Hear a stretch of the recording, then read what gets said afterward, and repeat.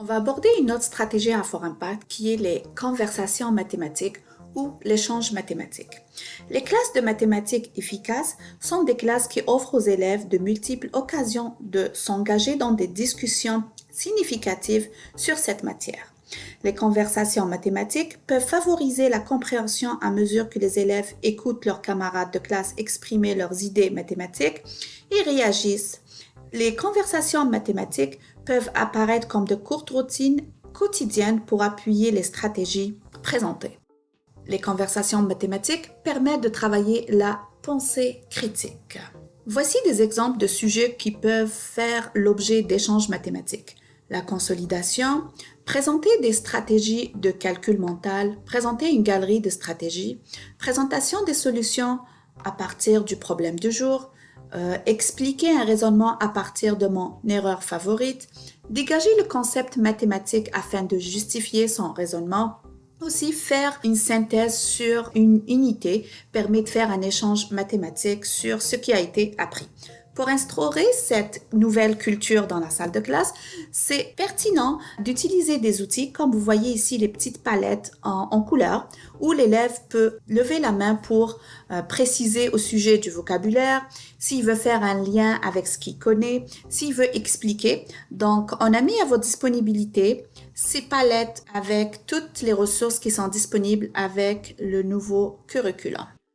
L'enseignement en petits groupes aussi peut prendre des modèles et des représentations différentes. Par exemple, si vous voulez faire une pratique guidée, une rétroaction, donc vous pouvez regrouper vos élèves selon l'intention pédagogique que vous voulez faire avec vos élèves.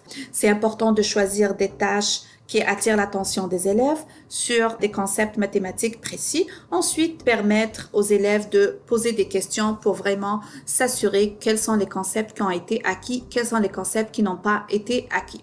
Alors ici, je vous montre un autre exemple. Si vous êtes en enseignement virtuel, donc ça, c'est une façon pour faire des regroupements, c'est vous créez des petits groupes dans votre class Teams. Là, vous pouvez créer comme un tic-tac-toe. Ça, c'est juste, ça reste un exemple. Quand vous voyez ici, les images sont interactives. Donc, ça veut dire, si vous cliquez dessus, ça vous amène vers des sites. Par exemple, on a Scratch Junior, on a NetMath, on a le Café des Matadors, on peut avoir Zorbit, on a Pipit, on a des petites vidéos YouTube sur des concepts mathématiques que les élèves pourront visionner et ensuite faire un échange suite au visionnement qu'ils viennent de faire. Donc ça, c'est juste un exemple d'activité que vous pouvez faire quand vous êtes en train d'enseigner en petits groupes pour vraiment travailler un concept précis.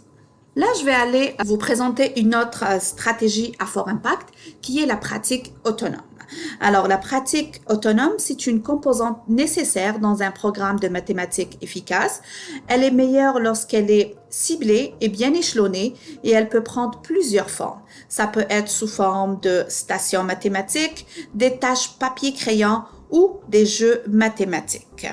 Alors, les élèves doivent s'exercer à représenter leur raisonnement, à résoudre des problèmes et à communiquer leur raisonnement.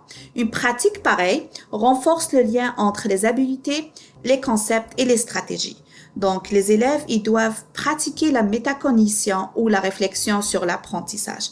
Avec la métacognition, l'apprentissage devient autogéré et les élèves, ils posent une question, donc pourra vraiment travailler ceci.